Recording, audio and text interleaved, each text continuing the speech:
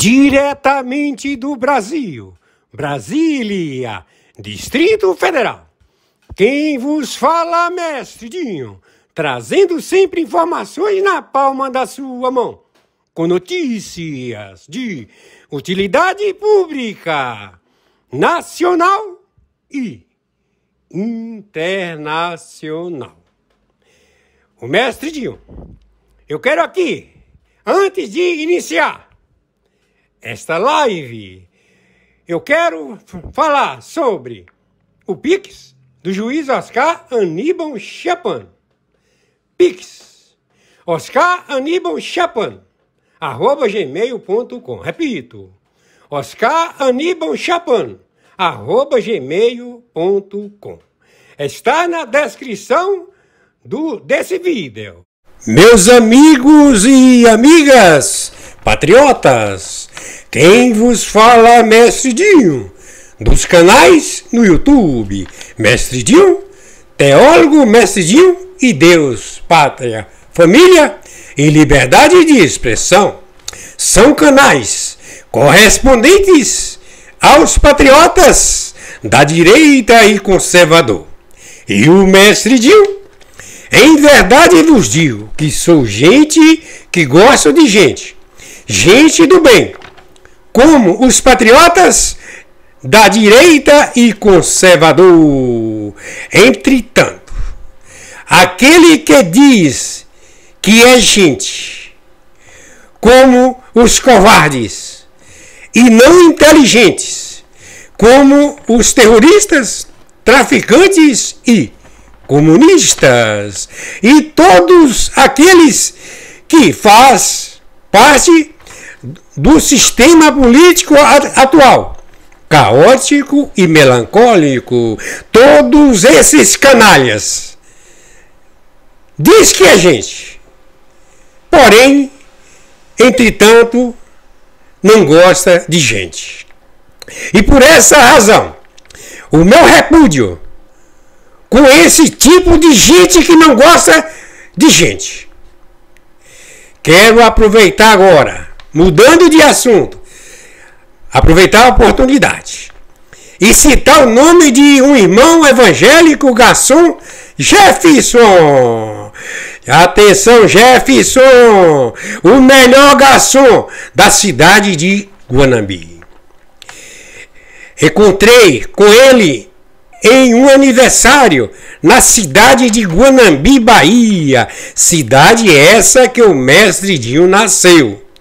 Atenção, Jefferson! Tenho satisfação de citar seu nome. Quem é o melhor garçom da cidade de Guanambi, Bahia? E esse garçom, ele me reconheceu. Reconheceu melhor. Esse garçom, ele reconheceu o Mestre Dinho no local já citado. Em seguida, atenção, meus amigos e amigas patriotas! Atenção! Atenção! Vamos assistir a live do juiz Oscar Aníbal Chapan, a voz da verdade, juiz arbitral, corregedor, interventor, internacional, homem de Deus. Também eu quero aqui dar continuidade e dizer que o juiz Oscar Aníbal Chapan, ele é um grande homem de Deus.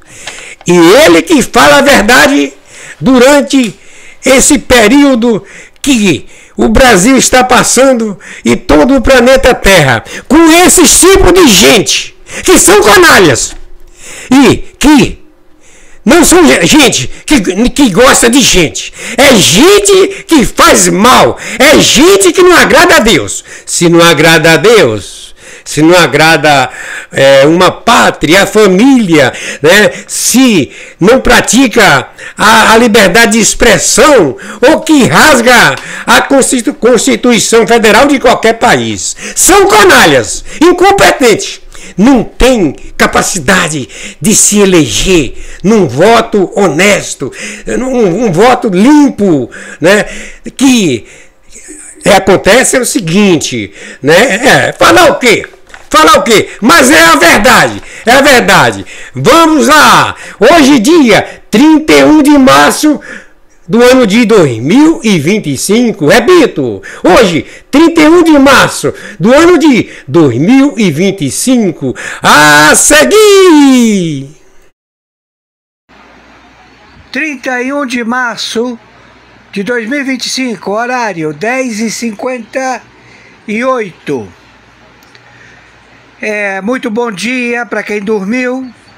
Já temos o posicionamento logístico das retaliações aos inimigos dos 17 países da América do Sul, que são inimigos do governo dos EUAs, ou seja, são inimigos declarados contra a NATO, a OTAN e o Pentágono. Então as retaliações, através destes marginais, que já se descobriu toda a trama, são provas irrefutáveis, estabelece o confisco das reservas financeiras do Brasil em todo o planeta, já que o Moacir, o plágio, o facsímil, o impostor, que se faz chamar Luiz Inácio Lula da Silva, ele procedeu a roubar o dinheiro dos bancos, o dinheiro do Fundo do Trabalhador, e estabelecer uma agiotagem numa aquisição de um novo banco de Brasília. Ele acabou com todo o sistema bancário brasileiro, está falido. Os que pegaram, funcionários públicos pegaram dinheiro consignado, não vão ser cobrados pelos bancos, porque os bancos, eles saíram fora deste default financeiro mundial, porque eles vão ser alcançados pelo crime de anatocismo, juros sobre juros. Então, os assessores tributaristas financeiros do Brasil são marginais, são agiotas, filhos da puta. Então você, Febraban da puta que te pariu, você, sindicato dos bancários, que trabalha para o narcotráfico, vocês todos estão fadados ao confisco mundial. Ou seja, por ter operado no Brasil e ter estabelecido crime de anatocismo, juros sobre juros, o capital de vocês, em qualquer lugar do planeta, está confiscado, acautelado pela lei Magnitsky do russo falecido, em que ele está confiscando dinheiro de todas as unidades de corretoras, bancos de fintechs, 600 plataformas de janelinha da internet, que são bancos, que eles todos trabalham na agiotagem.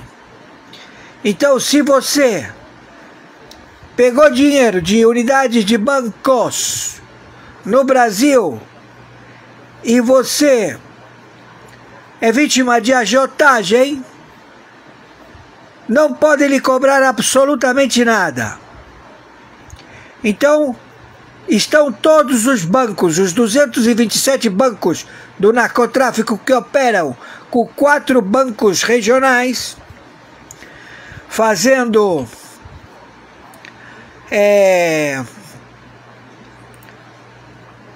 como se diz, sendo atravessadores de empréstimos, ou seja, tem 227 bancos que você não tem acesso. Só quem tem acesso são 4 bancos regionais, que eles fazem a cobrança de juros, ou seja, os 227 bancos lá fora te cobram juros. Cobra esses juros as unidades de 4 bancos. E esses 4 bancos estabelecem qual vai ser os juros a serem cobrados no mercado. Então tudo isto foi já com provas irrefutáveis decidido que o dinheiro acautelado nos Estados Unidos do Banco Central e todas as unidades monetárias está confiscado, está guardado, não pode operacionalizar. Então, esta cleptocracia do GovBR, que não está querendo fazer recall, já sentença específica contra o Pleno da Corte do Supremo Tribunal Federal.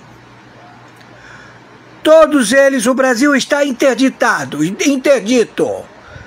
pelo Tribunal Penal Internacional. Por quem vos fala? O senhor Oscar Aníbal Chiappano, árbitro. Justiça particular, justiça paga. Você que pegou dinheiro emprestado nos bancos não será cobrado. Todas as suas dívidas caíram. Não tem cobrança. Acabou tudo. Porque eles praticaram o crime de anatocismo. Juros sobre juros. Agiotagem. Rasgaram a Constituição.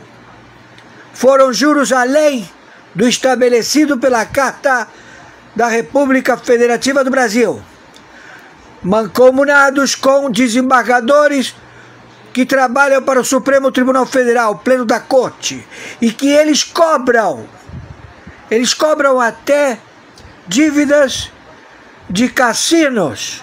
Quando você vai jogar no cassino em Las Vegas, em qualquer lugar do país, e você não paga, você é ajuizado pelo Pleno da Corte do Supremo Tribunal Federal, que faz as cobranças. Tudo isto com provas irrefutáveis, o crime de anatocismo, prática de agiotagem, crime tributário, e que caracteriza um crime tributário, porque não tem tributarista no Supremo Tribunal Federal. Mataram todos, todos foram assassinados. Então agora entra a intervenção dos EUAS, onde eles vão administrar no consulado americano. Eles vão estabelecer o QG de combate a 17 países do narcotráfico no Brasil, em Brasília, na unidade do consulado americano. A 4ª Frota, a NATO, a OTAN e o Pentágono já estão tomando as posições estratégicas. Maiores informações entraremos em contato. Meu Pix de sobrevivência é meu e-mail, oscaranibalchiappano@gmail.com, Mercado Pago, plataforma Banco Mercado Pago. Meu Pix de sobrevivência, CPF 510-466-447-34, plataforma Banco Mercado Pago. Por favor, nos ajudem e gratidão. Todos que nos ajudam. Estamos numa batalha que vocês que acompanham, e eu tenho vocês todos na minha oração, povo que amo. Amo todos vocês. Por favor, viralizem isto e vejam as matérias que foram enviadas para o YouTube, corroborando com todas as informações aos agentes generais em campo na captura da Orcrim, Foro de São Paulo, Grupo de Puebla, e aos terroristas. Por favor, viralizem isto o máximo possível. Não tem volta. Khamenei será destruído, exterminado. Certamente que vai haver uma grande implosão porque construíram túneis. Foi a própria Odebrecht que construiu os túneis, tanto em Gaza quanto no Irã. E todos já conhecidos, as plantas dos túneis. Então serão exterminados, abatidos de imediato, também no Líbano. Ou seja, acabou o Hamas, o Hezbollah e a puta que os pariu. Entenderam? Estou sendo claro? Acabou para vocês. Por favor, viralize isto o máximo possível. Hoje, 31 de março, 11 horas, 8 minutos de 2025. Estamos en directo América de France 24. Muchas gracias por elegirnos para informarse esta mañana de lunes. Soy Rosa Pérez Masdeu. Vamos con las noticias. En Francia, Marine Le Pen es condenada a 5 años de inhabilitación y a 4 años de prisión. La justicia declaró culpable a la líder de extrema derecha por malversación de fondos europeos para financiar su partido Agrupación Nacional. Avanzan las labores de rescate en Myanmar, donde el terremoto del pasado viernes mató a más de 2.000 personas. China, Tailandia, India y Rusia han mandado equipos y material de apoyo al país que lleva 4 años en guerra civil.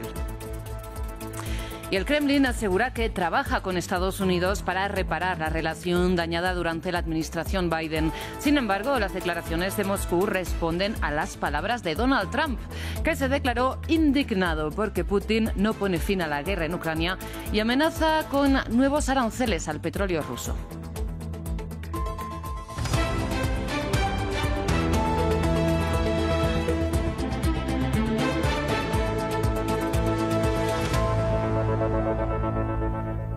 Iniciamos con la noticia del día. En Francia, Marine Le Pen ha sido condenada a 4 años de cárcel y a 5 de inhabilitación con efecto inmediato por malversación de fondos europeos para financiar su partido de extrema derecha Agrupación Nacional, la primera fuerza en el país. Por lo que, entre otras cuestiones, se impone la duda sobre quién sería su reemplazo de cara a las elecciones presidenciales de 2027. Esto teniendo en cuenta que la líder de extrema derecha fue la contrincante de Emmanuel Macron, tanto en la segunda vuelta de 2017 como en la de 2022. Marine Le Pen salió del Tribunal de París sin decir una palabra. No esperó el final de la sentencia. Parecía que había oído todo lo que tenía que oír. Se le prohibió presentarse a cargos públicos. El juez declaró que será por un periodo de 5 años con efecto inmediato. La líder del partido de ultraderecha Agrupación Nacional fue declarada culpable el lunes de cargos de malversación de fondos.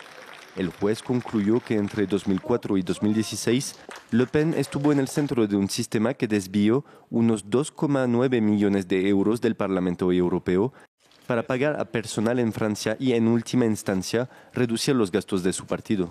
8 antiguos o actuales miembros de su partido y 12 ayudantes parlamentarios también fueron declarados culpables. El tribunal francés condenó a Le Pen a una multa de 100.000 euros y a una pena de cárcel de 4 años con 2 de suspensión, que deberá cumplir con un brazalete electrónico. Pero el mayor castigo es la prohibición de presentarse a las elecciones durante 5 años. El tribunal tuvo en cuenta, además del riesgo de reincidencia, la grave perturbación del orden público si una persona ya condenada fuera candidata a las elecciones presidenciales. La sentencia pone un clavo en el ataúd de sus ambiciones presidenciales y la deja fuera de la carrera del 2027. Jordan Bardella, protegido y sucesor natural de Marine Le Pen, criticó inmediatamente la decisión en las redes sociales.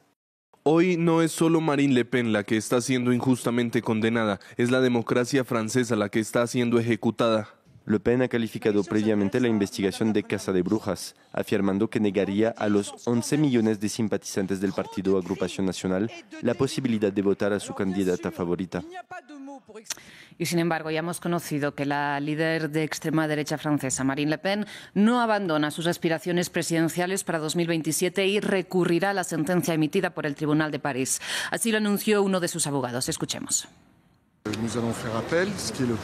Vamos a apelar. Ese es el primer punto. El segundo punto es que estoy bastante, permítame decirlo fuerte y solemnemente, bastante consternado al ver que una de las razones por la que el tribunal justificó la ejecución inmediata de la sentencia fue el ejercicio por parte de la señora Le Pen de su derecho a la defensa.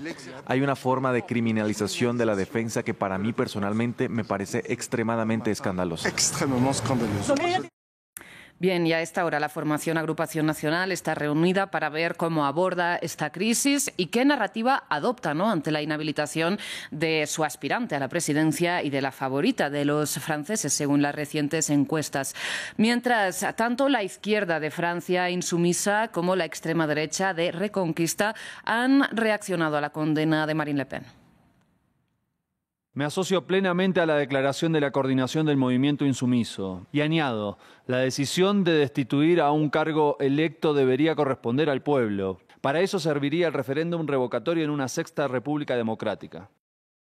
No corresponde a los jueces decidir por quién debe votar el pueblo. Independientemente de nuestros desacuerdos, Marine Le Pen tiene la legitimidad para presentarse en las urnas.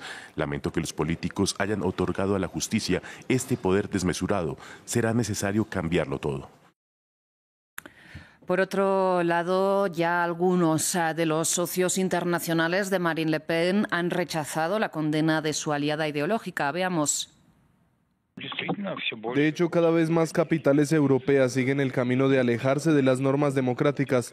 Desde luego, no queremos inmiscuirnos en los asuntos internos de Francia, nunca lo hemos hecho, pero en general todas nuestras observaciones sobre las capitales europeas dicen que allí no se escatiman en absoluto a la hora de alejarse de la democracia durante el proceso político. Yo soy Marine. Miramos la situación en Myanmar porque después de que un fuerte terremoto de magnitud 7,7 sacudiera el viernes el centro del país, los equipos de rescate intensifican a esta hora sus esfuerzos para encontrar supervivientes bajo los escombros, esto pese al riesgo de réplicas. El gobierno de la Junta Militar indica que unas 2.000 personas han fallecido, según las cifras que se conocen hasta el momento, mientras 3.400 resultaron heridas y al menos 300 han sido declaradas como desaparecidas. Tras 5 largas horas de un trabajo agotador entre escombros y polvo, los rescatistas pueden dar un pequeño suspiro de alivio. Esta mujer fue rescatada con vida de entre los escombros de un hotel de Mandalay, más de 60 horas después del devastador terremoto de Myanmar. Frente a la amplitud de la tragedia que sacude el país, Myanmar anunció un periodo de 7 días de luto nacional en la televisión. Declaración de días de luto nacional, con el fin de rendir homenaje a las víctimas y pérdidas de las personas afectadas por el terremoto de magnitud 7,7 del 28 de marzo de 2025. El Estado declara 7 días de luto nacional desde el 31 de marzo hasta el 6 de abril de 2025. La bandera nacional se arriará a media asta durante esa semana. Desde su llegada el domingo, los equipos de rescate como este, con procedencia de China, se encuentran en una carrera contra el reloj, trabajando para encontrar sobrevivientes pese a las frecuentes réplicas. Equipados con dispositivos de detección de vida de última generación, su búsqueda es concentrada y precisa. Esta tecnología les permite realizar un segundo milagro solo 2 horas más tarde. Un niño es sacado de entre los escombros a primera hora de la mañana. Una victoria para el equipo ante el creciente número de víctimas del terremoto. Esta mujer embarazada, a la que amputaron una pierna para liberarla de los escombros, no sobrevivió a las heridas. Los heridos, por su parte, se hacinan en hospitales improvisados al aire libre por temor a las réplicas. Esperan la ayuda médica de decenas de ONGs, que temen que a esta catástrofe natural siga una crisis humanitaria y sanitaria sin precedentes. Mientras tanto, en la vecina Tailandia, los rescatistas también siguen buscando supervivientes entre los escombros del rascacielos que colapsó en la capital, en Bangkok, donde al menos 19 personas han muerto y decenas siguen desaparecidas. Kiatan estaba trabajando como electricista en el lugar cuando el edificio de 30 pisos colapsó el pasado viernes. Su novia ha estado rezando por él desde entonces. Le envié un mensaje de voz, encendí incienso y velas. Trate de guiarlo. Su nombre es Ki. Estoy aquí para encontrarte. Si puedes escuchar mi voz, si aún estás vivo, por favor grita y avisa a los rescatistas. Cerca del rascacielos en Bangkok, se ha instalado una tienda improvisada con camas de campaña y ventiladores para dar algo de respiro a los familiares en medio del calor opresivo y la lluvia intermitente. La gente se aferra a sus teléfonos como un salvavidas esperando a que, por algún milagro, haya señal. He llamado a mi esposo que está atrapado dentro incontables veces. Probablemente 100 o 200 llamadas al día, pero ninguna de ellas entra. Simplemente sigo intentándolo. Han pasado más de 3 días desde que el terremoto de magnitud 7,7 azotó la vecina Myanmar. Los profesionales médicos dicen que esta es la ventana crítica para encontrar sobrevivientes, pero los rescatistas continúan con sus esfuerzos. Este lunes, cerca de mediodía, detectaron posibles señales de vida. No estoy segura de si es un latido del corazón o si hay algún movimiento, porque cuando las personas siguen respirando, los pulmones también se mueven un poco. El descubrimiento interrumpió una visita de la primera ministra tailandesa Paetongtarn Shinawatra. Los funcionarios rápidamente la apartaron del sitio para que los expertos pudieran concentrarse en la misión de rescate. Cambiamos de tema, hablamos ahora de la guerra en Ucrania y de las perspectivas de su final. Y es que el portavoz del Kremlin, Dmitry Peskov, aseguró que Moscú está trabajando con Washington en la reparación de sus relaciones gravemente dañadas, dijo durante la administración demócrata de Joe Biden. Sin embargo, estas palabras de Moscú son en respuesta a la indignación expresada por el actual presidente republicano, Donald Trump, quien este domingo en una entrevista con NBC News se declaró muy enfadado con Vladimir Putin por haber cuestionado la legitimidad de Volodymyr Zelensky, un cuestionamiento que, recordemos, él mismo repitió en el pasado hasta el punto de llamarlo dictador. En todo caso, Trump aseguró que la ira se disiparía si el mandatario ruso hace lo correcto, es decir, negociar el fin de la guerra. Si no, amenazó con nuevos aranceles del 25% al petróleo ruso. Seguimos trabajando con la parte estadounidense, en primer lugar en el fortalecimiento de nuestras relaciones gravemente dañadas durante la administración anterior. También estamos trabajando en la implementación de algunas ideas relacionadas con el acuerdo con Ucrania. Este trabajo está en marcha, pero hasta el momento no hay detalles específicos que podamos o debamos informarles. Vamos con noticias de la Franja de Gaza, donde en las últimas horas Israel bombardeó nuevos puntos del enclave palestino, según reporta la cadena Al Jazeera, que informa de ataques tanto en Jabalia como en Ciudad de Gaza, como en Al-Mawasi o en Rafah, donde además el ejército israelí emitió nuevas órdenes de desplazamiento forzado. Fue también en esta zona del sur de la Franja donde solo ayer la Media Luna Roja y la Defensa Civil Palestina pudieron recuperar los cadáveres de 14 trabajadores de sus organizaciones que fueron asesinados por Israel, sin embargo, hace ya una semana. Afuera del hospital Nasser de Han Yunis, la gente se amontonó alrededor de los familiares en luto para recibir a los cuerpos de los socorristas recuperados este domingo. Según la Media Luna Roja, trabajadores de esta organización y de la Defensa Civil de Gaza fueron asesinados el 23 de marzo, cuando el ejército israelí tomó ambulancias como objetivos en Rafah. La organización se dijo indignada. 8 miembros de la Media Luna Roja Palestina y 6 de la Agencia de Defensa Civil fueron martirizados debido a la arrogancia de este ejército que hace caso omiso de las leyes y los tratados internacionales y no muestra ningún respeto por la humanidad cuando se trata con instituciones humanitarias y médicas. Durante 7 días el ejército israelí negó el acceso a la zona de Rafah donde se les había visto por última vez. Según la Media Luna Roja, los cuerpos fueron encontrados con dificultad ya que estaban enterrados en la arena. Hoy, tras 8 días de dilaciones, la ocupación finalmente ha permitido e identificado el lugar donde fueron enterrados estos cuerpos. La Media Luna Roja informó que ya son 30 los voluntarios y trabajadores de la organización asesinados desde el inicio del conflicto en Gaza. En su comunicado pregunta, ¿cuándo parará esto?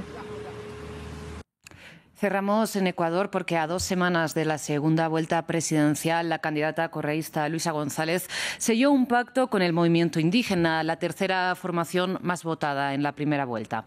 El acuerdo representa un importante avance en las aspiraciones del correísmo por volver al poder. Un pacto clave de cara al balotaje. La candidata correísta Luisa González firmó un acuerdo con dirigentes del movimiento indígena Pachakutik, un respaldo necesario si quiere imponerse en las urnas el próximo 13 de abril, y que no estuvo exento de su puesta en escena. El acuerdo que acabamos de firmar es un acuerdo por la dignidad de los 16 millones de ecuatorianos y ecuatorianas. Un acercamiento importante, pero que el mayor exponente del movimiento demostró que no le obliga a rendirse al correísmo. Lamentablemente, en esta coyuntura, quieren que nuestros votos sean cheques en blanco. Y le queremos decir, señora candidata Luisa González, y a todas las autoridades allí presentes, que nuestro voto no es un cheque en blanco para nadie, ni es una hipoteca sobre nuestros proyectos políticos, nuestros programas que hemos planteado al Ecuador. Iza no quiso esconder las diferencias que desde hace años tiene el movimiento que dirige con Revolución Ciudadana, la fuerza que encabeza González, pero remarcó que no debe integrarse, según sus palabras, ni un voto a la derecha e insinuó que se trataba de una decisión de las bases. Luisa González, por su parte, se mostró confiada en ganarle el asalto final a Daniel Noboa. Y estamos aquí, todos, ustedes, nuestros hermanos líderes de los diferentes partidos políticos, organizaciones, representantes sociales. Estamos aquí para gobernar y transformar juntos y en unidad el Ecuador. Una recta final que González encaró convenciendo a la tercera fuerza política y representante del 5% del electorado, mientras Noboa lo hizo forzando una reunión en Palm Beach con Donald Trump, sin resultados aparentes. Hasta aquí las noticias. Muchísimas gracias por su atención. Enseguida regresamos.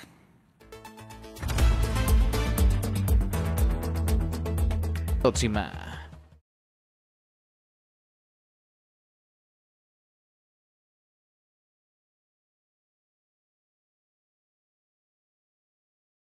Plantea incluso la pena de muerte para estos integrantes, líderes de los cárteles de la droga. Bajaba el narcotraficante más importante del grupo, por lo menos para Shed y sus colegas, Rafael Caro Quintero, el narco de narcos. Obligan a la presidenta Claudia Sheinbaum a tener que elegir entre dos males, o la ira de Donald Trump o la ira de los narcotraficantes. Estados Unidos ha asestado un golpe devastador al crimen organizado, capturando a 30 capos de los cárteles más sanguinarios de México, incluidos los líderes de los Zetas, el cártel de Sinaloa, el cártel Jalisco Nueva Generación, la familia michoacana y el cártel del Golfo. 7 de ellos fueron trasladados a Washington, D.C., 4 a Nueva York, 2 a Chicago, 9 a Texas y 6 fueron entregados a las autoridades en Phoenix, Arizona.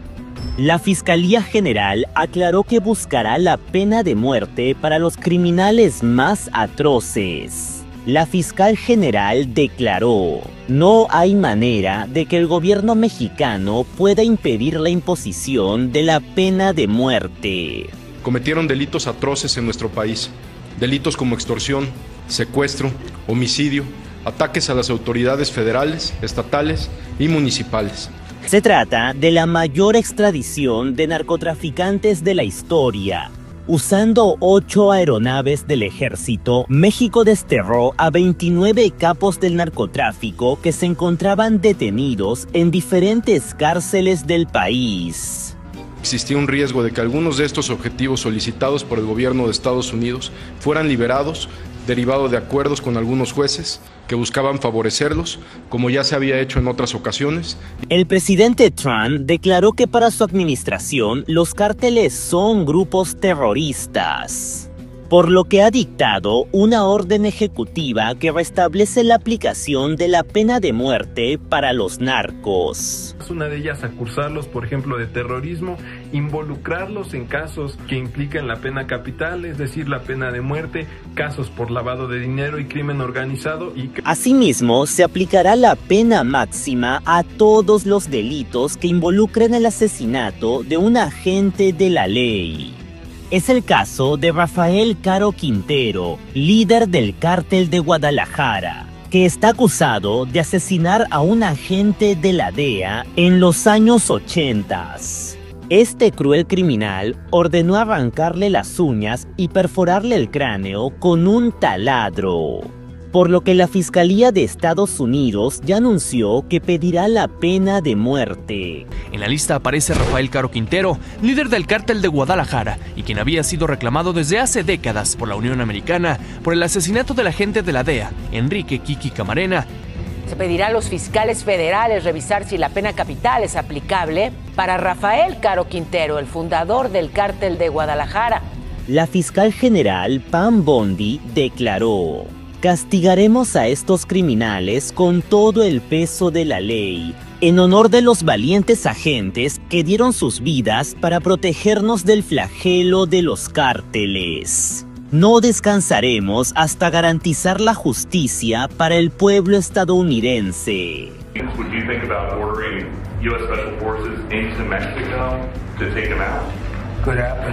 Además, confirmó que pedirá la pena de muerte contra Vicente Carrillo Fuentes, alias el Viceroy, ex líder del cártel de Juárez y hermano del Señor de los Cielos. Se le acusa de inundar Estados Unidos con toneladas de cocaína y de ordenar masacres que dejaron fosas comunes en Chihuahua. Otro extraditado al que se aplicaría la pena de muerte es Alder Marín Sotelo, que está acusado de matar a un diputado de Carolina del Norte. El gobierno americano tiene a 6 testigos protegidos, ex miembros de los Zetas, que testificarán en su contra. Junto a ellos se buscará la pena máxima para otros 3 capos de la mafia mexicana. Los analistas coinciden en que el cártel de los Zetas ha sido el más golpeado por la operación, ya que la mayoría de sus jefes están enfrentando la pena de muerte, con lo que el cártel ha quedado descabezado. Si el día de mañana los Estados Unidos condenan a muerte, a pena capital, a algún narcotraficante, no va a haber ningún narcotraficante de alto nivel en México que quiera pisar una cárcel en los Estados Unidos. El presidente Trump habría ordenado acelerar los juicios para dar un ejemplo a los demás cárteles. Además, ha dado vía libre para investigar a políticos mexicanos que tengan nexos con el narcotráfico. La fiscal general aseguró que perseguirá a los políticos corruptos que se beneficiaron de sus vínculos con el cártel. Yo les puedo decir una cosa, la corrupción del Poder Judicial en nuestro país es aberrante. Por su parte, los abogados de los capos han solicitado medidas cautelares ante la Corte Interamericana de Derechos Humanos para evitar la imposición de la pena de muerte o la cadena perpetua. No obstante, Estados Unidos ya adelantó que va a ignorar las determinaciones de este organismo. Los abogados denunciaron que México ofreció a los capos como una ofrenda de paz, ante el temor de que Estados Unidos le aplique aranceles del 25%. Es de la opinión que la entrega de los capos obedece a una movida política para evitar que el presidente Trump cumpla con su amenaza de imponer aranceles el próximo 4 de marzo. Y advierten que la extradición de los narcos podría generar violentas represalias por parte de los cárteles. La primera consecuencia será que los cárteles atacarán con violencia masiva a la cúpula política de México, incluyendo alcaldes, gobernadores, miembros del Ejecutivo o la Suprema Corte. Que somos abogados del crimen organizado en el país. ¿Defendemos narcotraficantes? Sí. ¿Defendemos crimen organizado? Sí. Por su lado, el gobierno mexicano aclaró que no defenderá a los narcos y que presentará una iniciativa para dictar cadena perpetua a todos los políticos mexicanos asociados al crimen organizado. Derivado de acuerdos con algunos jueces que buscaban favorecerlos, como ya se había hecho en otras ocasiones y durante muchos años. Obligan a la presidenta Claudia Sheinbaum a tener que elegir entre 2 males, o la ira de Donald Trump o la ira de los narcotraficantes. ¿Apoyas la pena de muerte para estos 30 capos de la mafia? Déjame tu opinión en los comentarios. A seguir con esta programación especial, sumando expertos a este espacio, y tenemos a Natividad Fernández Sola, catedrática de Derecho Internacional Público y Relaciones Internacionales, Facultad de Derecho en la Universidad de Zaragoza. ¿Qué tal? Muy buenos días, Natividad. Hola, buenos días de nuevo, buenos días. Pues encantados de tenerte por aquí en un día, como decimos, clave para el devenir de Europa, esperando al discurso de la Comisión Europea. Hemos escuchado ya a Pedro Sánchez, que bueno, nos da alguna pista, ¿no?, de lo que podemos esperar hoy. Bueno, te quiero preguntar por esto, por este borrador que se ha filtrado y esta alarma que tenemos instalada ahora mismo en la Unión Europea. ¿Hasta qué punto tenemos que hacer caso, Natividad? ¿Cuánto hay de cierto y cuánto tiene que ver con este gran rearme en Europa? Bueno, yo creo que esto es algo que tenemos que contestar nosotros mismos y utilizando algo tan elemental como la razón. Es en el momento en que parece que termina la guerra y estamos negociando la paz, ¿qué hacemos diciendo a nuestros ciudadanos que estamos en un peligro inminente? Se supone que ahora es cuando no estamos en un peligro inminente.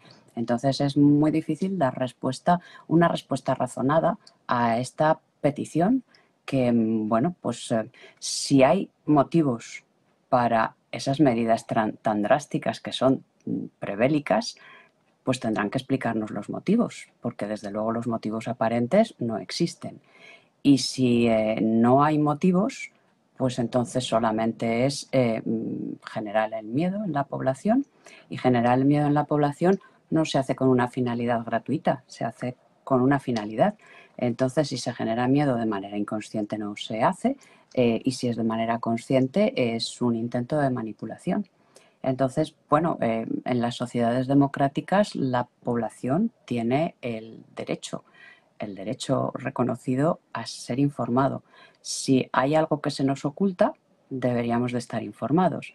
Y entonces comprenderíamos el alcance de una medida de estas características.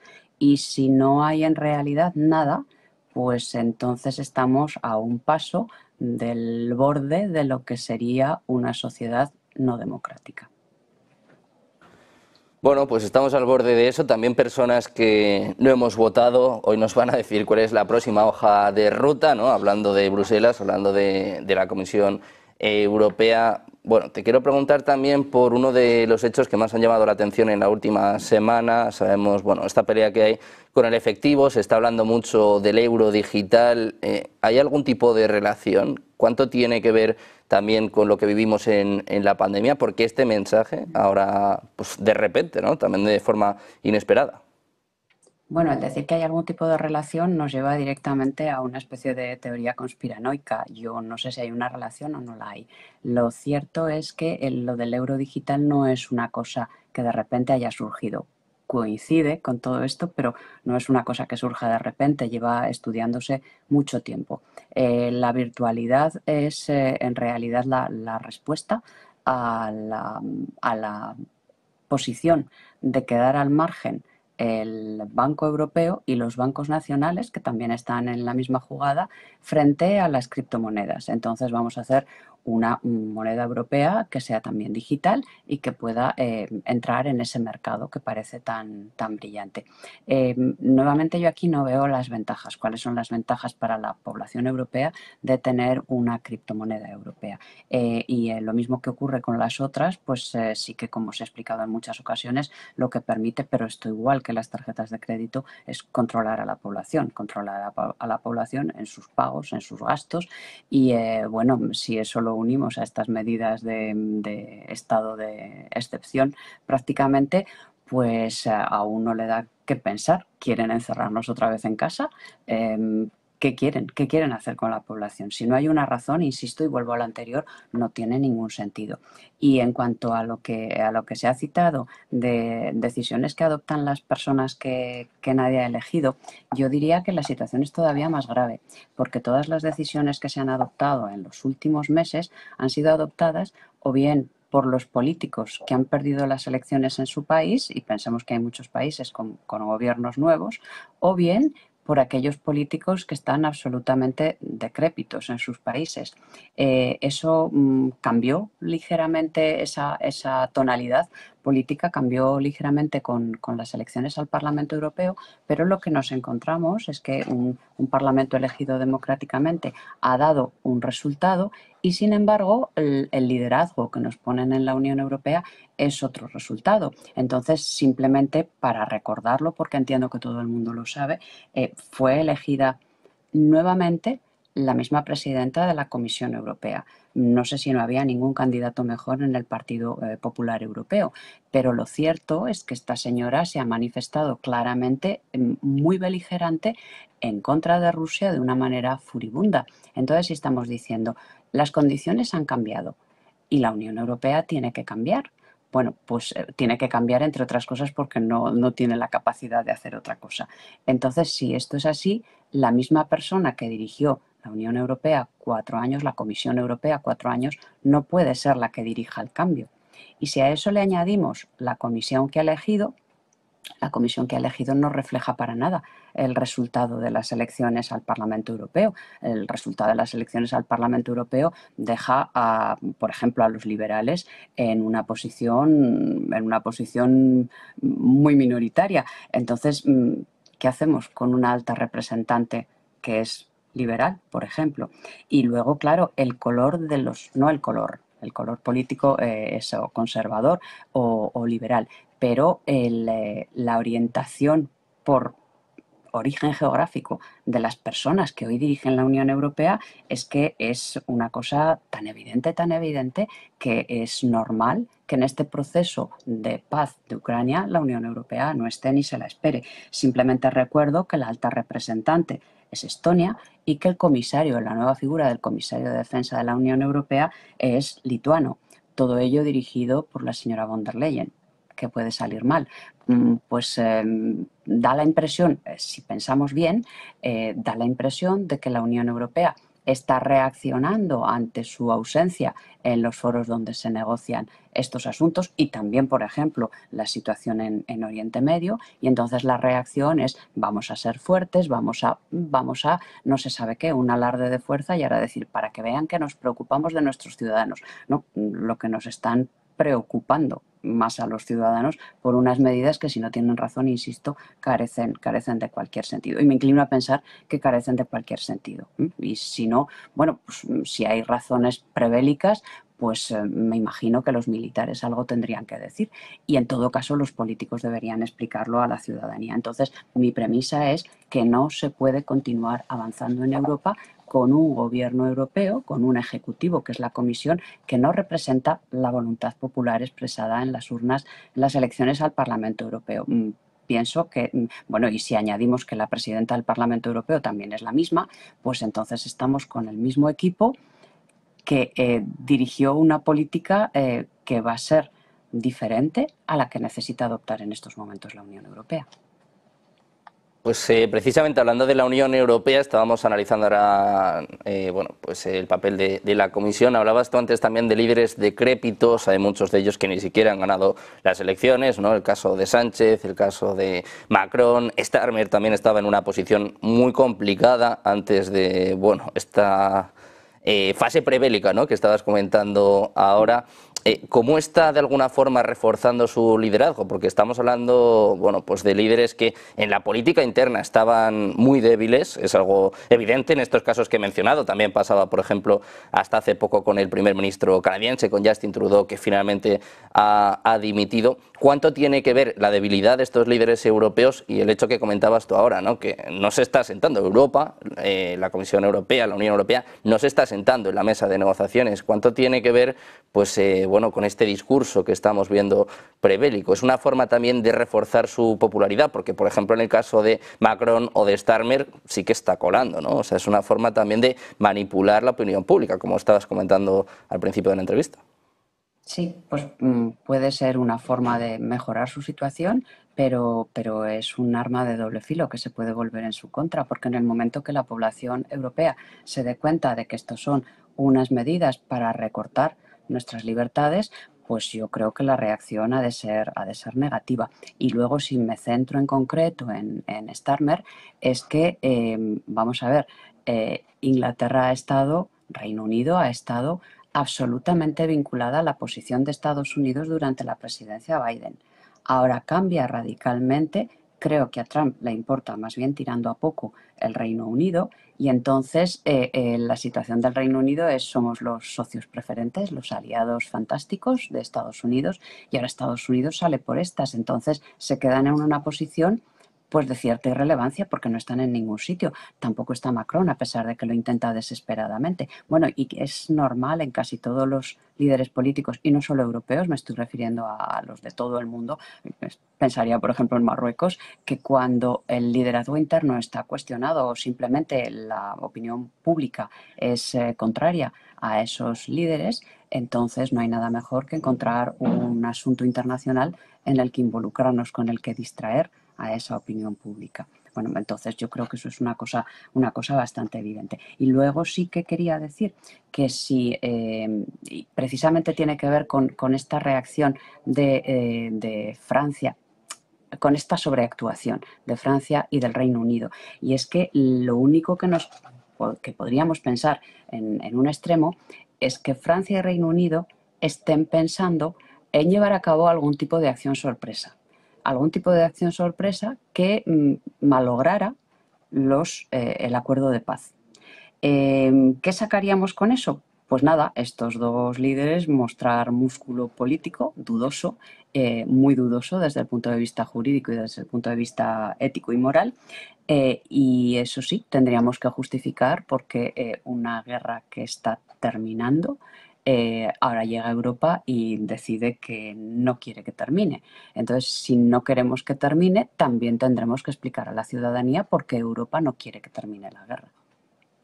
¿Cuál puede ser el interés de esto, Natividad? Porque, claro, es algo que se habla mucho desde el Kremlin, ¿no? Ayer decía, por ejemplo, Sergei Lavrov que Europa está intentando boicotear estas negociaciones, estas conversaciones de paz. ¿Cuál puede ser el interés de los líderes europeos en esto? Y, sobre todo, ¿qué podemos hacer los ciudadanos para, de alguna forma, demostrar que no es lo que queremos, ¿no? Que al final Europa, el mundo entero, lo que quiere es la paz, no continuar una guerra que, como ha dicho Donald Trump en muchas ocasiones, pues es que se está llevando por delante a 25.000 personas. Bueno, los datos, cada uno tiene los suyos, pues se está llevando por delante a muchísimas personas en Ucrania, en Rusia, pero bueno, también hay mercenarios, hay soldados extranjeros. Se sabe desde el inicio de esta guerra quién se puede beneficiar de que esta guerra, que lleva ya más de 3 años, se siga alargando sin ton ni son, ¿no? Sin ningún sentido. Y nuestra economía, añadiría que está minando nuestra economía ya desde hace 3 años, que está en estado raquítico. Entonces, bueno, creo que esto no es positivo. ¿Qué es lo que se puede perseguir? Suponiendo que algo de esto haya, lo único que cabe imaginar que se puede perseguir es igual que con las medidas estas de manipulación de la opinión pública, es conseguir que la opinión pública se vuelva dócil y favorable a las medidas necesarias para el rearme de Europa. Y esas medidas sobre el rearme de Europa, ¿para qué necesitamos a la opinión pública? Esencialmente para que pague. Y entonces, claro, podríamos pensar, ¿por qué no se sacan esos gastos necesarios para una mejor protección de países europeos? Que en sí me parece sensata y necesaria. Bueno, igual no se quiere reducir de otras partidas presupuestarias que son claramente abultadas e innecesarias. Pero de eso no se puede sacar. Tiene que ser nuevamente metiendo la mano en el bolsillo a los ciudadanos. Entonces, un ciudadano acobardado por una inminente guerra, que es que no la hemos visto, esa inminente guerra, en 3 años, y ahora de repente la vemos, pues eso es un instrumento más para llevar a la opinión pública hacia esa orientación. Vamos a hacerlo, pero no tenemos dinero y no queremos quitarlo de otras cosas. Pero esta medida puede tener una consecuencia o un efecto secundario que no sé si se ha valorado suficientemente. Es que ahora Europa anuncia a bombo y platillo que estamos en una situación prebélica, al borde de la guerra, que nos metamos en nuestras casas, que construyamos un búnker en el jardín. En fin, no sé exactamente qué es lo que va a decir la Comisión Europea, pero me lo imagino. Esto, visto desde Moscú, puede querer decir, no van a pensar estos europeos están locos, pero puede querer decir, si están diciendo esto a la población, es que van a hacer algo. Entonces es absolutamente endemoniado hacer pensar o llegar a tener una percepción de que Europa está preparada para la guerra porque está preparada para hacer algo. Entonces no nos puede extrañar, como creo que han salido en las últimas horas, si vemos noticias que, bueno, no son alarmantes, pero si vemos que Rusia hace unos ejercicios con misiles balísticos intercontinentales. Claro, si estamos anunciando que vamos a hacer algo que nos va a llevar a la guerra, puede que por el otro lado digan, bueno, pues vamos a estar preparados también, vamos a mandar una señal de que no nos dormimos en los laureles, que estamos preparados también. Y entonces eso inmediatamente va a ser utilizado por los líderes europeos en decir, ¿veis? Rusia está haciendo ejercicios militares, quiere decir que teníamos razón. Y entonces esto nos lleva a una espiral, a una dinámica de seguridad, a una escalada que no tiene ningún sentido, pero que está construida sobre la nada. Y entonces esto yo creo que es muy peligroso jugar con ese fuego. Para terminar, Natividad, te quiero preguntar por qué podemos hacer, ¿no? ¿Qué puede hacer un ciudadano de a pie? Hemos visto manifestaciones contra la guerra en Francia, aquí en España, Rubén Gisbert, que bueno, ha estado muchas veces en esta cadena, también organizaba una manifestación en este sentido. Más allá de preparar este kit de emergencia, ¿qué podemos hacer para combatir este mensaje? Para que los líderes europeos se den cuenta pues, que no queremos una guerra, ¿no? Lo que queremos es una solución, una paz y sobre todo, bueno, pues lo que decías tú antes, ¿no? Que nuestra economía se recupere, no que termine peor. Yo creo que ignorar las llamadas alarmistas y vuelvo al principio de mi intervención, utilizar nuestro sentido común, utilizar la razón, y la razón no nos indica en absoluto que tengamos que adoptar este tipo de medidas. No tenemos un virus, no tenemos una pandemia, no tenemos una guerra encima, y si la tenemos ahora, mucho más la habríamos tenido en los 3 años precedentes, y por lo tanto no hay ninguna razón para alarmarse. Vamos, yo no compraría ni un botellín de medio litro de agua mineral, absolutamente nada. Y luego hay posiciones ideológicas que van a decir no a la guerra, pues está muy bien que lo digan si lo piensan. Yo creo que hay que tomar conciencia de que sí, que tenemos que garantizar nuestra defensa porque no tenemos el paraguas que teníamos, pero que desde luego si en algún momento ha sido menos relevante que ahora como carácter inmediato, pues bueno, eso es claro, que ahora no es la urgencia. Ahora la urgencia es porque no tenemos nada, porque nos hemos quedado desarmados y porque hemos mandado todo a Ucrania. Pero hay que actuar, pero sin alarmismos, hay que actuar con sentido común y sabiendo qué es efectivamente lo que necesitamos, en qué vamos a invertir, cómo lo vamos a invertir, de dónde van a salir los fondos, cuánto necesitamos, de qué manera, exactamente qué tipo de capacidades. Todo esto hay que valorarlo, y para valorarlo es necesario conocer muy bien cuáles son los riesgos reales, no los riesgos inventados.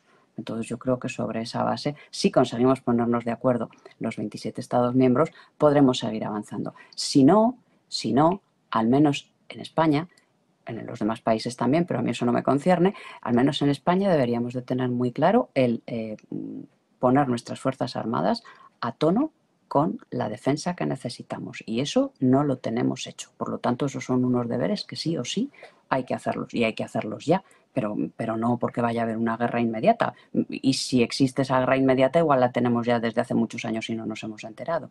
Entonces, tener las herramientas para decir, si a nivel europeo no podemos alcanzar acuerdos, vamos a tener nuestra seguridad nacional bien garantizada. Y creo que eso es importante.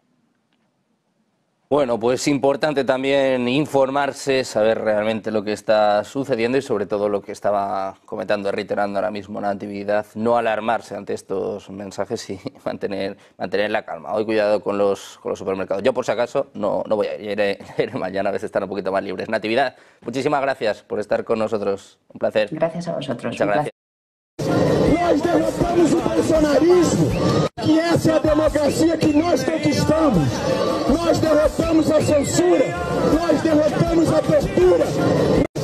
Nós derrotamos o bolsonarismo, que essa é a democracia que nós conquistamos. Nós derrotamos a censura, nós derrotamos a tortura. Nós derrotamos o bolsonarismo, que essa é a democracia que nós conquistamos. Nós derrotamos a censura, nós derrotamos a tortura. Vou dizer, vencemos o bolsonarismo em um evento, então queria que o senhor passasse sobre essa questão da exposição, especificamente se isso te preocupa. Que você se referiu, do perdeu Mané e essa do derrotamos o extremismo, na verdade, foram frases em momentos de grande agressividade, radicalização, xingamentos, ofensas, que geralmente não são o melhor contexto. Vou dizer, vencemos o bolsonarismo em um evento, então queria que o senhor passasse sobre essa questão da exposição, especificamente se isso te preocupa. Que você se referiu, do perder o Mané e essa do derrotamos o extremismo, na verdade, foram frases em momentos de grande agressividade, radicalização, xingamentos, ofensas, que geralmente não são o melhor contexto. O líder supremo iraniano Ayatollah Ali Khamenei prometeu nesta segunda-feira uma resposta firme em caso de ataque ao seu país, após as ameaças do presidente dos Estados Unidos, Donald Trump. Em uma entrevista ao canal NBC no domingo, o republicano declarou que haverá bombardeios no Irã caso não haja um acordo sobre o programa nuclear. Os países ocidentais acusam há décadas esta nação do Oriente Médio de querer desenvolver armas nucleares. O país nega e garante que seu programa tem apenas objetivos civis. Eles ameaçam fazer maldades. Claro, se for algo mal feito, não temos muita certeza de que isso vai acontecer. Não achamos muito provável que o mal seja feito de fora. Mas se for feito, eles definitivamente receberão um forte contra-ataque. Khamenei não mencionou explicitamente Trump, mas o discurso pareceu uma resposta às ameaças dos últimos dias. Em 2018, durante seu primeiro mandato como presidente, Trump retirou os Estados Unidos de um acordo histórico sobre o programa nuclear iraniano e voltou a impor sanções ao país. O acordo, assinado em 2015 entre Teherã e as potências ocidentais, obrigava o Irã a limitar seu programa nuclear em troca de uma flexibilização das sanções econômicas. Irã e Estados Unidos não mantêm relações diplomáticas desde 1980. Desde que retornou à Casa Branca em janeiro, o presidente americano afirmou que está aberto ao diálogo com Teherã e enviou uma carta às autoridades iranianas. Na quinta-feira, o país afirmou que havia respondido à carta do presidente dos Estados Unidos, sem divulgar o conteúdo. Os rebeldes Houthi foram destruídos. O exército americano lançou um ataque total contra eles, não lhes dando chance de reação. Esses combatentes apoiados pelo Irã pensaram que poderiam controlar o Mar Vermelho, mas agora suas bases estão sendo niveladas, suas armas destruídas, seu controle se foi.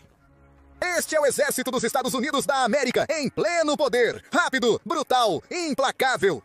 E isso é apenas o começo. O que vem a seguir é ainda maior, mais mortal. Vamos voltar para onde tudo começou.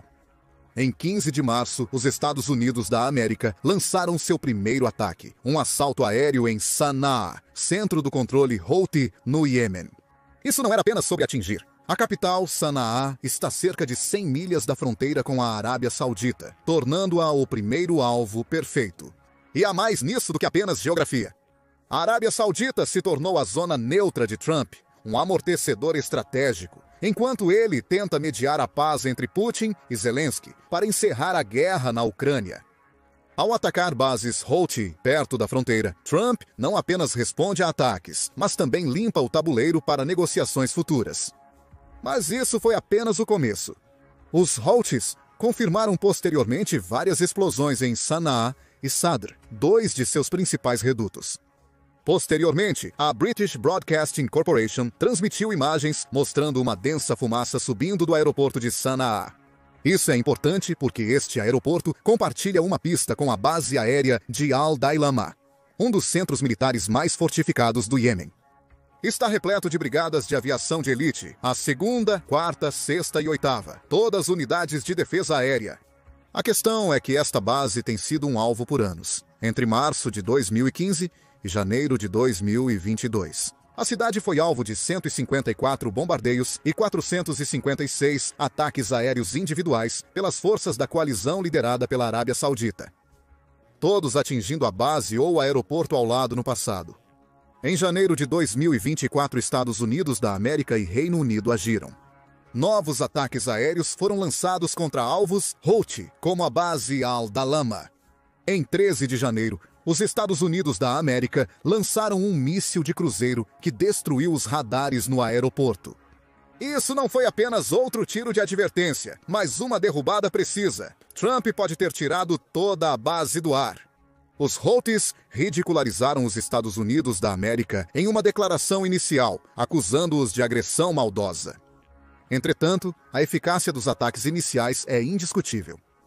Ao final do primeiro dia de ataques, o Ministério da Saúde do Iêmen, controlado pelos Houthis, relatou que ao menos 31 morreram e mais de 101 ficaram feridos na primeira onda de ataques dos Estados Unidos da América, que não agiram sozinhos. Embora nenhum outro país tenha participado diretamente dos ataques aéreos, a British Broadcasting Corporation relata que o Reino Unido forneceu suporte de reabastecimento para os aviões americanos. Isso ajudou a manter as aeronaves no céu, garantindo que os ataques iniciais de Trump mantivessem a pressão que os Estados Unidos da América esperavam. Os Estados Unidos da América estavam apenas começando. O dia seguinte trouxe novos ataques americanos no Iêmen. Em 16 de março, os Estados Unidos da América atacaram alvos nas áreas de Jeddah e Al-Jayuf do país. Com a expansão dos ataques aéreos dos Estados Unidos da América, o número de mortos crescia. O Ministério da Saúde do Iêmen informou que houve 53 mortos, incluindo 5 crianças e dezenas de feridos. Após os ataques de 16 de março, Washington aprovou a segunda onda de ofensivas. Mike Waltz, conselheiro de Segurança Nacional dos Estados Unidos da América, informou à American Broadcasting Company News que os ataques atingiram e eliminaram múltiplos líderes Houthi. Ele também falou à Fox News, acrescentando que atingiram o Irã com força avassaladora e o alertaram de que já chega. Em resumo, os Estados Unidos da América alertaram o Irã para cessar o uso dos Houthis como um intermediário em ataques no Mar Vermelho. Mais detalhes a seguir. O secretário de Defesa dos Estados Unidos da América, Pete Hegseth, mostrou-se otimista sobre os 2 primeiros dias de ataques, afirmando que os Estados Unidos da América pretendem manter uma campanha implacável até que os rebeldes Houthi cessem seus ataques. Quero ser claro, disse Hegseth à Fox News. Esta campanha é sobre liberdade de navegação e restauração da dissuasão. Trump se dirigiu diretamente aos Houthis, proclamando que o inferno cairá sobre eles como nunca antes visto. Ele pode ter estado certo. Segundo a British Broadcasting Corporation, um pai de 2 filhos, conhecido apenas como Ahmed, afirmou à agência France Press News que a ameaça de Trump estava correta. Morei em Sanaa por 10 anos, ouvindo bombardeios durante toda a guerra. Por Deus, eu nunca vivi algo assim antes. Apesar da força avassaladora dos ataques iniciais, os Houthis afirmaram que não iriam recuar. Abd al-Malik al-Houthi, líder do grupo militante, afirmou que continuarão mirando navios dos Estados Unidos da América e do Ocidente no Mar Vermelho. Enquanto os Estados Unidos da América atacavam o Iêmen, o Irã se defendia, com seu ministro das Relações Exteriores, Abbas al-Haki, dizendo no 10 que os Estados Unidos da América não tinham direito de tentar influenciar a política externa iraniana. Ao atacar os Houthis, pare de apoiar o genocídio e terrorismo israelense e de matar os iemenitas, ele disse. Os Houthis também alegaram ter efetuado um contra-ataque. Até 18 de março, o grupo alegou ter lançado 3 ataques contra navios de guerra dos Estados Unidos da América, incluindo o United States Ship Harry S. Truman nas últimas 48 horas. Alegou ter atingido o navio com mísseis e drones, apesar dos Estados Unidos da América negarem que os ataques Houthi tiveram qualquer impacto. Um oficial de defesa dos Estados Unidos da América disse que o grupo continua a comunicar mentiras e desinformação e que é bem conhecido por falsas alegações, minimizando os resultados dos nossos ataques enquanto exageram o sucesso dos deles. Segundo o tenente-general da Força Aérea dos Estados Unidos da América, Alexis Grinkovich, é difícil confirmar essa onda de ataques Houthi. Os Houthis estavam errando seus alvos por mais de 100 milhas, segundo um veterano da Força Aérea dos Estados Unidos da América. Um dos 3 ataques, supostamente lançado em 16 de março, após os primeiros ataques aéreos dos Estados Unidos da América, resultou em aviões de guerra, derrubando 11 drones Houthi. Os Estados Unidos da América não comentaram diretamente sobre os supostos segundo e terceiro ataques, e apenas Grinkovich ofereceu algum indicativo de que eles realmente ocorreram. É certo que o United States Ship Harry S. Truman continua navegando, e os Estados Unidos da América seguem atacando os redutos Houthi. Em 24 de março, os ataques dos Estados Unidos da América em Sanaa prosseguiram. Este último ataque novamente visou a capital do Iêmen, com a Al Jazeera relatando que matou pelo menos uma pessoa e feriu outras 13 na cidade. Imagens divulgadas pelos Houthis mostram escombros de prédios desabados e poças de sangue pelo chão, segundo a emissora. Os próprios Houthis deram mais detalhes. Dizem que os Estados Unidos da América atacaram Sada, principal reduto dos Houthis, além da província de Marib e a cidade portuária de Hadaida, que leva ao Mar Vermelho. Esse último ataque é importante. Ao eliminar um porto, os Estados Unidos da América restringem a habilidade dos Houthis de usar navios piratas para atacar embarcações comerciais ocidentais. Os Estados Unidos da América não confirmaram nenhum ataque específico. Contudo, um oficial de defesa afirmou que o Comando Central dos Estados Unidos da América, ataca diversos locais dos Houthis apoiados pelo Irã diariamente no Iêmen. Isso indica que não houve intervalo entre os ataques iniciais de 15 e 16 e os de 24 de março. Segundo Waltz, os bombardeios têm sido constantes e eficazes. Atingimos suas sedes, nós de comunicação, fábricas de armas e até algumas instalações de produção de drones sobre a água. Enquanto os Houthis negam as acusações, a realidade parece confirmar as alegações. Este triplo golpe contra as bases mais valiosas do grupo está sendo acompanhado por um cerco aéreo contra alvos em redutos-chave dos Houthis. Até 24 de março, o número de mortos era de 79 pessoas, com mais de 100 feridos segundo o Ministério da Defesa, controlado pelos Houthis. Os Estados Unidos da América não demonstram indícios de cessar. Em 25 de março, ataques aéreos atingiram alvos rebeldes Houthis em todo o Iêmen, com um ataque em Sanaa, resultando na morte de pelo menos 2 pessoas e ferindo dezenas de outras. Os Estados Unidos da América acreditam ter atingido alvos de maior valor novamente. Waltz afirma que eliminaram principais líderes Houthi, incluindo o chefe do programa de mísseis do grupo. Novamente, os Houthis não reconheceram nada disso. Estações de notícias controladas pelos Houthis alegam que os ataques dos Estados Unidos da América estão mirando áreas residenciais. O Times of Israel relata que em 25 de março, os Estados Unidos da América também lançaram ataques aéreos contra o distrito de Sahar. Já os Houthis alegam estar reagindo. Em 24 de março, militantes Houthi afirmaram ter se envolvido em um tiroteio de horas com a Marinha dos Estados Unidos da América no Mar Vermelho, segundo o porta-voz Yahya Sari. Este segundo combate em 24 horas durou horas, frustrando um ataque aéreo inimigo contra nosso país. Isso parece improvável. Menos de um dia após a declaração de Sari, mais mísseis e bombas americanas foram lançados em Sanaa. Isso se soma a um devastador ataque de 11 dias pelos Estados Unidos da América, que continua em andamento. E se Waltz estiver correto, os Estados Unidos da América eliminaram vários alvos-chave. O aeroporto principal dos Houthis foi incendiado e sua sede, junto com um centro de comando, foi destruída.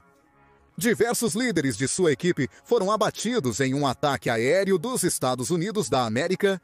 Os Houthis apenas responderam com repetidas alegações de ataques ao United States Ship Harry S. Truman, de onde a maioria dos ataques dos Estados Unidos da América se originam. Mas esses relatórios são espúrios, com os Estados Unidos da América alegando que os Houthis estão errando seus alvos por milhas. Não há confirmação pelos Estados Unidos da América sobre a alegação dos Houthis de um confronto com a Marinha americana, deixando a veracidade da afirmação incerta.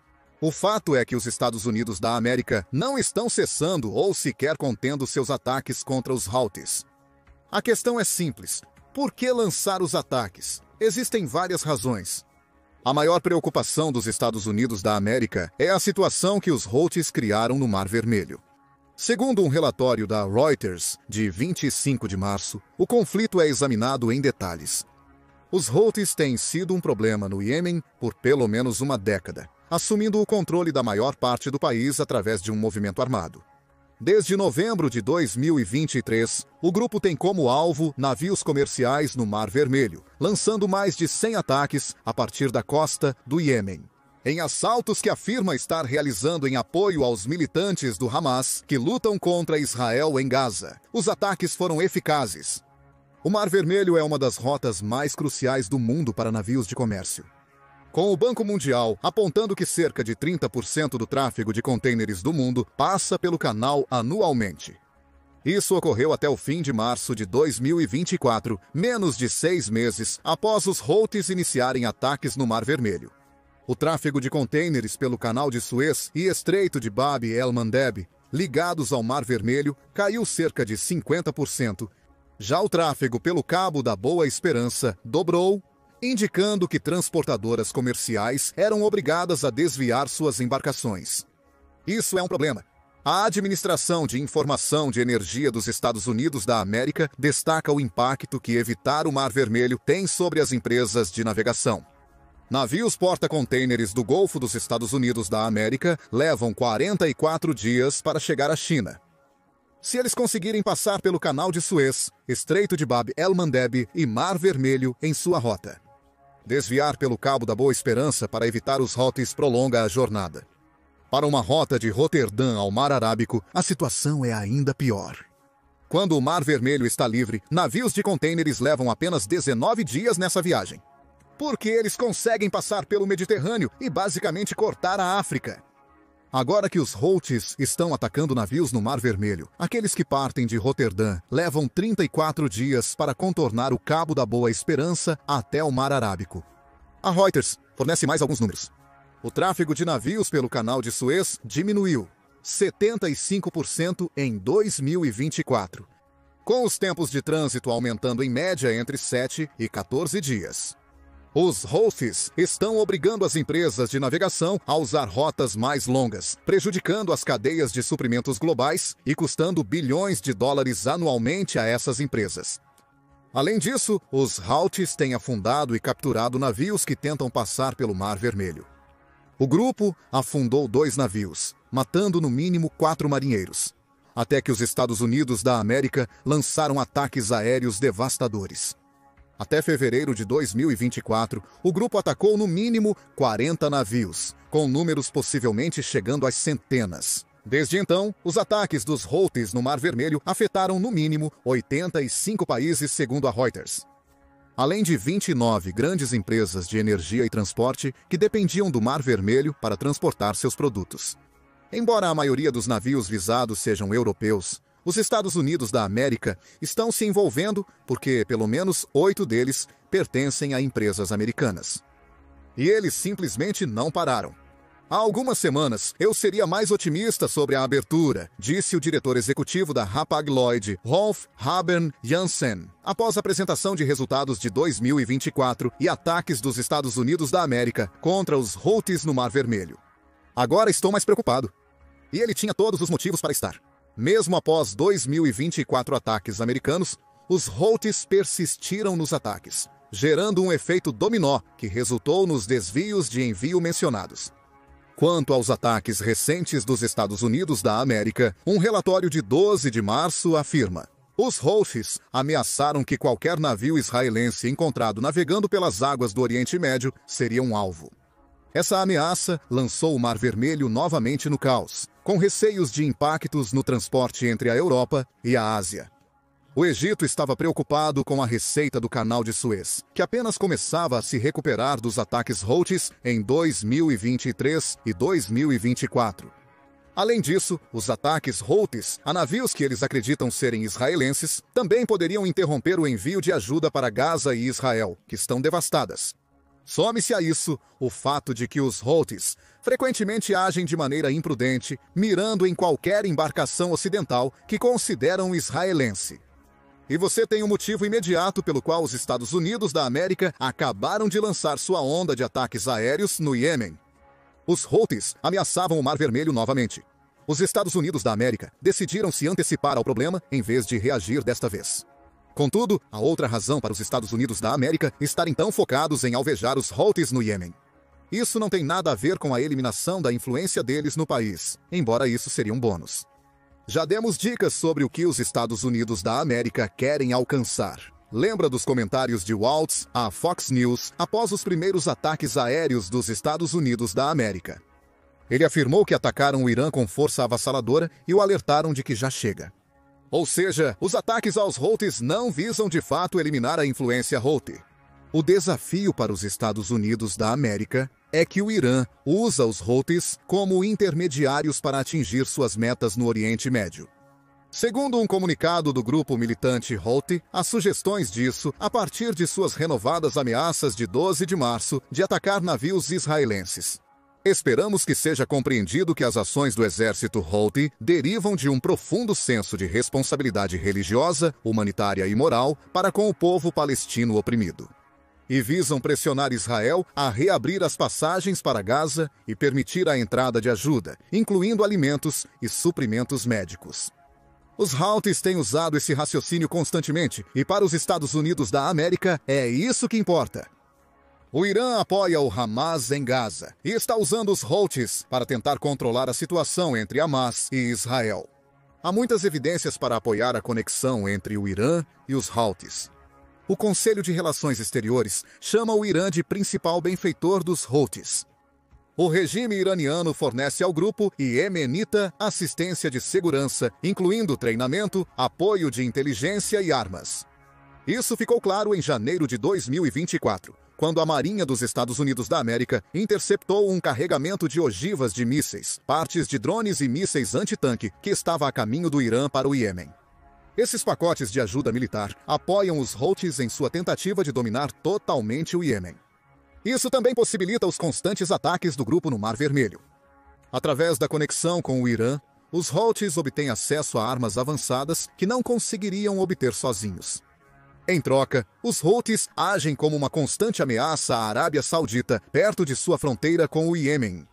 Além disso, quando o Irã precisa de apoio para sua agenda no Oriente Médio, como durante o conflito Israel-Hamas, ele pode convocar os Houthis para realizar campanhas de terror sem envolvimento direto. É o que vemos no Mar Vermelho. Os Houthis têm sua agenda própria. Controlar o Mar Vermelho ajudaria a fortalecer sua posição no Iêmen. Mas o Irã é a verdadeira ameaça, pelo menos para os Estados Unidos da América. Então, os ataques aéreos de março contra os Houthis podem ser menos sobre restaurar rotas de envio vitais e mais sobre garantir isso. O Irã não consiga obter o nível de influência sobre uma via navegável-chave que deseja alcançar pelos Houthis.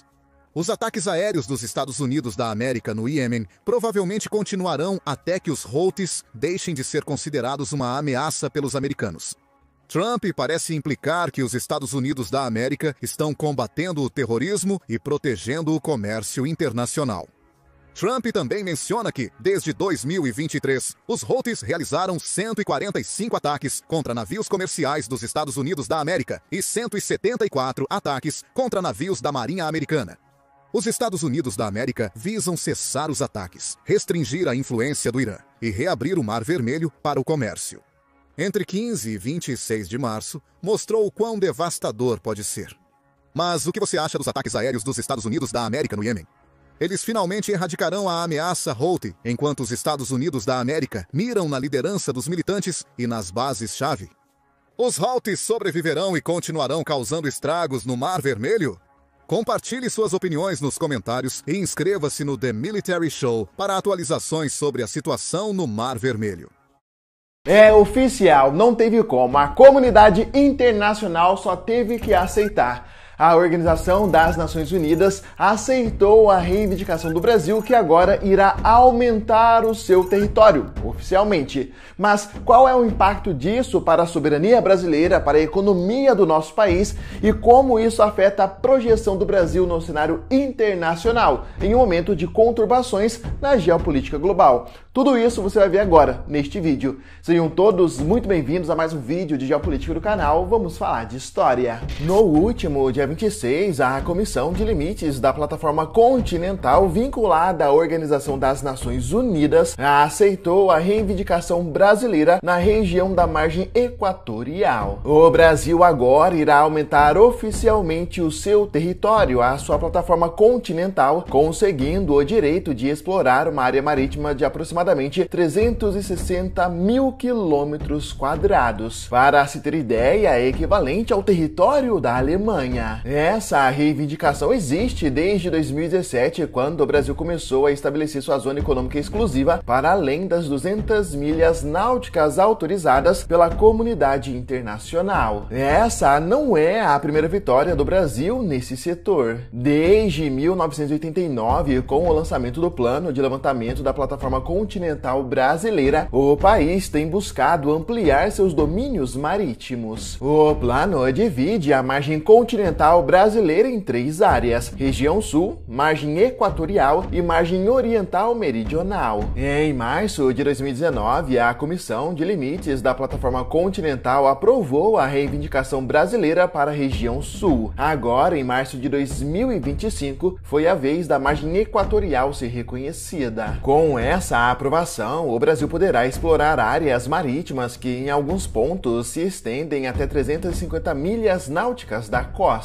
Isso assegura o direito de acessar os recursos e riquezas do subsolo marinho. No entanto, isso não significa que a exploração de petróleo na região começará de imediato. Afinal, a área onde a Petrobras busca a autorização do IBAMA para iniciar pesquisas já estava dentro do limite de 200 milhas náuticas. E o Brasil quer aumentar ainda mais o seu território. O nosso país também está reivindicando o aumento da margem oriental. E para quem não sabe, a Comissão de Limites da Plataforma Continental é um órgão internacional estabelecido pela Convenção das Nações Unidas sobre Direito do Mar, com a missão de auxiliar os estados costeiros na definição dos limites externos de suas plataformas continentais. Sua função central é avaliar e deliberar sobre as reivindicações dos países que buscam expandir suas áreas de soberania marítima. E pessoal, não se esqueça que na próxima segunda-feira, dia 31 às 7h30 da noite, vai começar uma série de lives da hashtag Treinamentos. Faz parte da Semana da Fluência Básica, que vai do dia 31 ao dia 3 de abril. A Semana da Fluência Básica irá te ajudar a destravar de uma vez por todas o seu inglês, o idioma mais importante da atualidade. E será sem decoreba e regras gramaticais chatas. Você vai aprender a se comunicar com naturalidade e sem medo, conectando fala, escrita e escuta. É uma metodologia que você só encontra na hashtag Treinamentos. Então aproveite essa oportunidade incrível, garanta a sua vaga. É muito simples, só apontar a sua câmera para o QR Code da tela ou acessar o link em destaque aqui embaixo na descrição do vídeo. O principal interesse do Brasil na margem equatorial é a exploração de petróleo. Até agora, a Petrobras já perfurou mais de 700 poços na região. Seu plano estratégico para 2024 a 2028 prevê um investimento de 3,1 bilhões de dólares e a perfuração de 16 novos poços. De acordo com a Petrobras, as descobertas recentes na Guiana e no Suriname tornam a área ainda mais promissora. E em 2023, o PIB da Guiana registrou um crescimento de 38% impulsionado pela exploração de petróleo na margem equatorial. Esse avanço fortalece a balança comercial, reduz a dependência de importações e gera receitas bilionárias para o governo por meio de royalties e impostos. Além do setor energético, a ampliação da plataforma continental impulsiona a pesquisa científica, o desenvolvimento tecnológico e a criação de empregos diretos e indiretos, principalmente nas regiões Norte e Nordeste. Dessa forma, a decisão da ONU não apenas consolida a soberania brasileira sobre esses recursos, mas também impulsiona o crescimento econômico sustentável do país. E essa aprovação da ampliação da plataforma continental do Brasil fortalece ainda mais a presença do nosso país no cenário internacional. regional. Essa conquista não apenas reafirma a soberania do Brasil sobre seus recursos marítimos, mas também demonstra sua capacidade técnica e diplomática para defender interesses estratégicos em fóruns globais. Com um território marítimo ampliado, o Brasil se consolida como uma potência regional, ganhando maior relevância nas discussões sobre exploração sustentável dos oceanos, mudanças climáticas e segurança energética. A expansão da plataforma continental reforça o protagonismo brasileiro na Organização das Nações Unidas e em instituições como a Organização Marítima Internacional, ampliando sua influência nas políticas internacionais voltadas para o uso de recursos naturais. Além disso, a exploração de petróleo na margem equatorial pode atrair investimentos estrangeiros e consolidar parcerias estratégicas com países e empresas interessadas no potencial energético da região. Isso fortalece a posição do Brasil como fornecedor global de energia, especialmente em um momento de transição energética mundial. Por fim, essa vitória reforça a imagem do Brasil como um país que defende seus interesses com base em tratados internacionais, consolidando sua presença como um ator relevante na geopolítica dos oceanos. Por hoje é só, mas em breve nos veremos aqui no canal Vamos Falar de História. E eu espero que você tenha gostado não só do vídeo,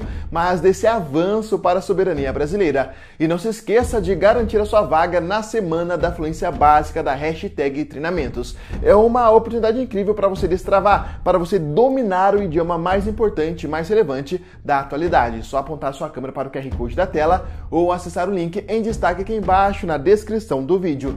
Fiquem todos com Deus e até mais. Venezuela está a punto de cruzar una línea sin retorno. El senador estadounidense, Marco Rubio, lanzó una advertencia contundente al régimen de Nicolás Maduro. Si Venezuela ataca a Guyana, enfrentará consecuencias impredecibles. Su mensaje llega en un momento crítico, cuando la disputa por el Esequibo, una región rica en recursos naturales que limita con ambos países, ha elevado la tensión entre Caracas y Guyana. Pero, ¿qué está en juego realmente? ¿Y qué podría ocurrir si la situación se sale de control? Desde el referéndum de diciembre de 2023, con el que Venezuela busca anexar el Esequibo, el gobierno de Maduro ha intensificado su retórica, generando preocupación a nivel internacional. Estados Unidos ya dejó clara su postura: no permitirá una agresión contra Guyana, país con el que mantiene estrechos lazos estratégicos y económicos. Pero, eso no es solo una disputa territorial.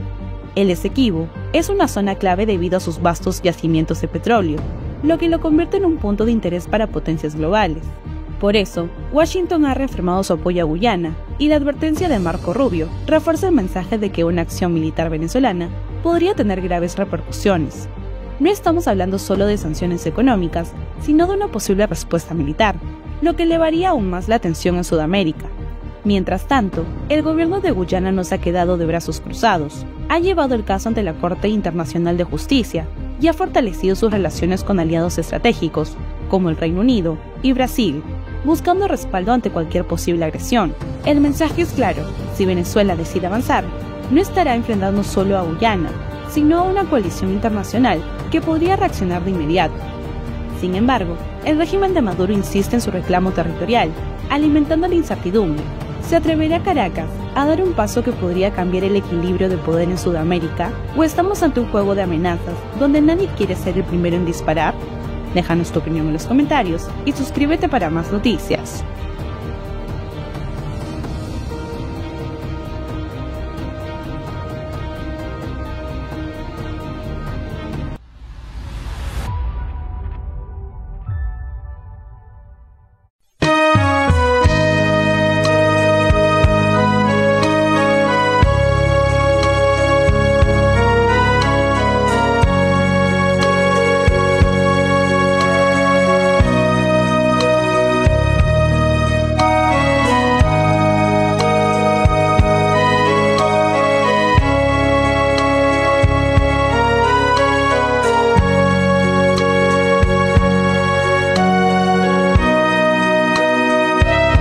Espírito Santo, o Consolador, que sustenta e consola o povo de Deus, Espírito Santo, a luz de Deus, és um só Deus, verdadeiro Criador. Espírito Santo, és a verdade que o mundo não pode receber. Vem renovar todo o meu ser, no nome de Cristo. Que felicidade! Espírito Santo, vem me envolver. Quero erguer teu altar em meu coração. Dai-me tua direção e teu saber, pois o meu desejo é melhor te conhecer.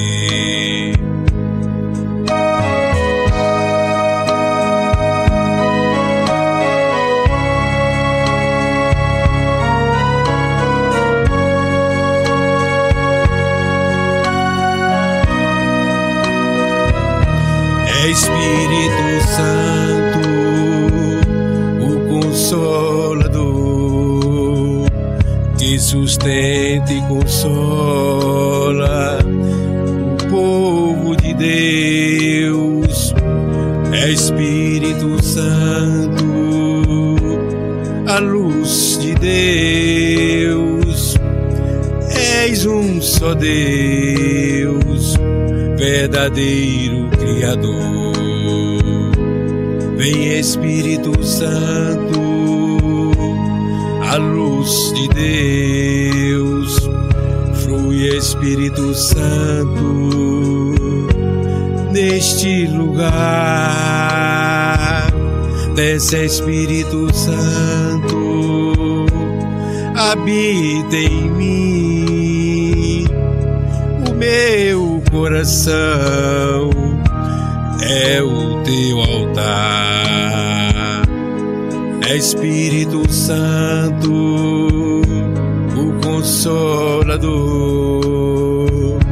que sustenta e consola o povo de Deus. Espírito Santo, a luz de Deus, és um só Deus, verdadeiro Criador. És um só Deus, verdadeiro Criador.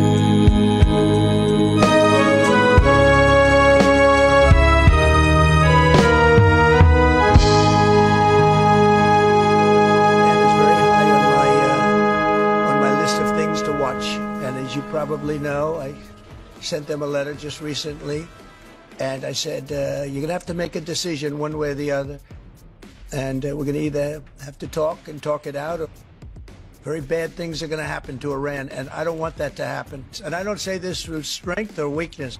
My big preference is we work it out with Iran, but if we don't work it out, bad things are going to happen to Iran. Don't miss out.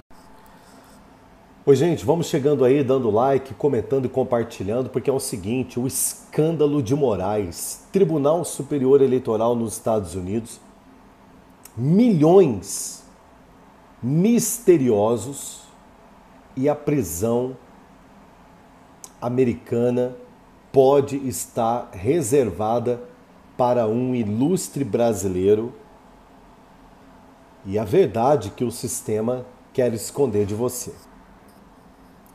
Hoje, explodiu algo assim inesperado. Para nós, que me deixou aqui chocado, você imagina para o sistema. Prepare-se para ficar de queixo caído, patriota, com o que eu vou trazer para você. Porque um escândalo monumental está sacudindo os alicerces do establishment brasileiro, que ele existe, e ele se reportava até ontem aos americanos quando comandado pelo Biden, isso não é novidade para ninguém. E os detalhes são de tirar o fôlego, são informações que eu estou levantando, né? Há algumas horas aqui, compilei algumas informações, não dá para falar tudo num vídeo só. Então, eu vou resumir para você neste vídeo, vou trazendo outros em sequências, só para você entender, meu irmão, que o Xandão tá lascado com os Estados Unidos. Lascado, tá? Por que, Rodrigo? Porque o que aconteceu, o que os americanos sabem, é muito sério. Nós temos uma suspeita, uma dúvida de algo que aconteceu no pleito brasileiro, quando do nada tiraram um ex-presidiário do fundo de uma cadeia e colocaram ele assentadinho na presidência da República, como que se não tivesse acontecido nada. Qualquer pessoa inteligente que pensa, que raciocina, fala, meu irmão, tem coisa errada aí. Porque isso não é normal. Qualquer pessoa minimamente reflexiva. E aí, vocês lembram que nós não podíamos discutir isso aqui no Brasil. Se a gente discutisse sobre isso no Brasil, ele poderia ser multado, ser preso, ter as redes sociais derrubadas. Vocês lembram disso? Enquanto nós aqui no Brasil não podíamos estar discutindo isso, lá nos Estados Unidos eles estavam investigando isso. E essa turma não sabia. Eles acreditaram mesmo que tudo que aconteceu, ninguém nunca jamais ia descobrir. Meu irmão, uma bomba caiu em cima dos caras agora com uma informação que eu vou falar uma coisa para você. Tudo começou, portanto, na madrugada de ontem, quando postagens incendiárias no X e também matérias em portais como Gazeta do Povo revelaram que Moraes teria extrapolado suas funções no Tribunal, Eleitoral Brasileiro para interferir, inclusive, em solo americano. Vocês acreditam nisso? Segundo denúncias quentes, ele usou a sua influência para lançar plataformas nos Estados Unidos para censurar vozes conservadoras brasileiras. E agora o Rumble, apoiado por ninguém mais do que Donald Trump, que está processando o ministro Alexandre de Moraes por violar a primeira emenda americana, o advogado Martim de Luca, que é fluente em português e com sangue nos olhos, procurou a Gazeta, ou procurado pela Gazeta, a gente não sabe quem tomou a iniciativa aqui para falar, disse o seguinte, abre aspas, Moraes vai descobrir que a justiça americana não é a brasileira. Ele achou que poderia mandar no mundo, mas o buraco é mais embaixo com os americanos. O clima que é de guerra e os conservadores estão completamente eufóricos com tudo que está acontecendo, também pudera. Nós passamos alguns anos aqui sem poder nem mesmo ter o direito de pensar. Está entendendo que a ganância pelo poder, segundo, repito para você, o advogado Martim de Luca, que não é brasileiro, que é um dos advogados que atua no sistema que processa o Alexandre de Moraes nos Estados Unidos, em entrevista ao Gazeta do Povo, disse o seguinte, o Alexandre de Moraes tentou usar dispositivos, modus operandi, que ele fez no Brasil para tentar calar a voz de conservadores lá nos Estados Unidos, ou seja, gente, tentando atrapalhar a campanha do presidente americano Donald Trump. E aí, estão falando o seguinte, por que cargas d'água esse camarada que mora no Brasil se meteria ou meteria o bico numa eleição americana. Mais informações, você está preparado para o que você vai ouvir? 43 milhões na mira das investigações. De onde veio essa fortuna? Eu só começo aqui fazendo essa pergunta para você. E tem mais. Enquanto o brasileiro comum rala para pagar as suas contas, há quem diga nas discussões de bastidores que Moraes estaria sentado em um patrimônio de 43 milhões de reais. Isso é o que se sabe. 43 milhões de reais. Uma cifra, gente, que não bate com o salário de um ministro do Supremo Tribunal Federal. Ainda mais que tem uma carreirinha tão curta, uma carreira tão nada, tão insignificante no que se diz respeito a tempo para a construção de um patrimônio tão poderoso como esse. Repito, 43 milhões de reais na mira das investigações. De onde veio essa fortuna? É uma pergunta que estão fazendo. Aqui no Brasil? Não. Lá nos Estados Unidos. Agora você imagina a potência desses caras e a força de investigação deles. Bom, vamos lá. Quem levanta essa lebre é o comentarista Mauro Fernandes, em um vídeo bombástico que ele gravou no YouTube que ultrapassa 500 mil de visualizações desde ontem. É um escárnio de onde veio o dinheiro.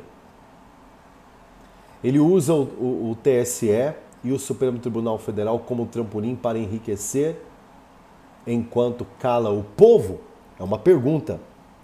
Ele usa o poder da Suprema Corte, do Tribunal Superior Eleitoral, para enriquecer enquanto cala o povo, enquanto tenta tirar do povo o direito de livre pensamento, de livre manifestação de pensamento, questiona o youtuber com tom de indignação que ecoa nas redes sociais. Políticos como Eduardo Bolsonaro, por exemplo, no X, na rede X, também postou ontem reforçando: Moraes tem que explicar esse patrimônio de 43 milhões de reais. O Brasil não aguenta mais essa elite intocável e que não tem que dar explicação para ninguém. Tudo leva a crer que essas informações estão chegando no Brasil em influencers, em youtubers, políticos, jornalistas e até mesmo em autoridades americanas, por investigadores americanos que estão dizendo o seguinte: você tentou mexer aqui? Você tentou atrapalhar o nosso trabalho aqui? Então nós vamos dar um comando aqui na nossa inteligência artificial. Nós vamos dar um comando aqui no nosso sistema de comunicação global e mundial. E nós vamos começar, meu amigo, cada movimento seu, como por exemplo essa madrugada que ele movimentou a PGR do Lula rapidinho contra o Bolsonaro, as informações começam a chegar no Brasil de maneira assim que deixam eles estarrecidos. É tipo assim, eles fazem um movimento achando que eles estão arrebentando e os Estados Unidos vêm e dá um checkmate. Eles fazem um movimento aqui achando que aqui eles vão encontrar caminho para continuar agindo, né, tiranicamente como eles estão acostumados. Os Estados Unidos vem e faz um movimento aqui. Como agora, esta informação que explode nas redes sociais de um patrimônio de 43 milhões de reais, que todos estão perguntando como é que o senhor, sendo pobre, o senhor era pobre, nunca foi de família rica, não recebeu uma herança bilionária de um pai bilionário. Como é que em tão pouco tempo o senhor construiu um patrimônio que sabemos, isso é o que nós sabemos, de 43 milhões de reais em um país de assalariado, em um país de uma inflação desgraçada e em um país ao qual também o senhor recebe um mísero salário de ministro do Supremo Tribunal Federal. Quando eu falo mísero, perto do que ganha o povo brasileiro. Porque, na verdade, um salário de um ministro do Supremo Tribunal Federal não pode se comparar a salário de empreendedores, de empresário, a patrimônio de construtores de riqueza, de empregadores, de geradores de emprego, de geradores de riqueza. Não dá para comparar. Uma coisa é um empresário crescer exponencialmente, porque ele é um gerador de riqueza, um estrategista. O céu para ele é o limite. O cara não tem teto. Agora, um assalariado pode ser do Supremo, tem teto. Como que explica isso? Esta informação, inclusive, estão dizendo que é uma informação que irrita os poderosos da toga, porque é a famosa informação vazada. É a informação que chega na imprensa, chega aos ouvidos do povo, do nada, os caras acham que ninguém sabe e na cola deles tem um inimigo tenebroso e esse cara conseguiu a façanha de conseguir como inimigo. Simplesmente os Estados Unidos da América, o dono da Rumble, que é um dos maiores acionistas e patrocinadores, e foi patrocinadores do presidente americano Donald Trump, e do homem mais poderoso do mundo, que é o Elon Musk. Vou falar uma coisa para você, Xandão tá no bico do uruba. Coloca para mim aqui os teus comentários, o que você pensa de tudo isso, e nós voltamos, claro, daqui a pouco com muito mais informação para você. Até já. Diretamente do Brasil, quem vos fala, Mestre Dinho, trazendo sempre informações na palma da sua mão. E o meu convite especial, por gentileza, entra na descrição desse vídeo. Urgente! Clicar nos links abaixo.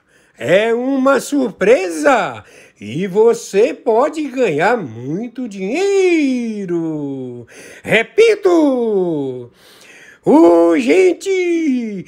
Clicar nos links abaixo. É uma surpresa e você pode ganhar muito dinheiro!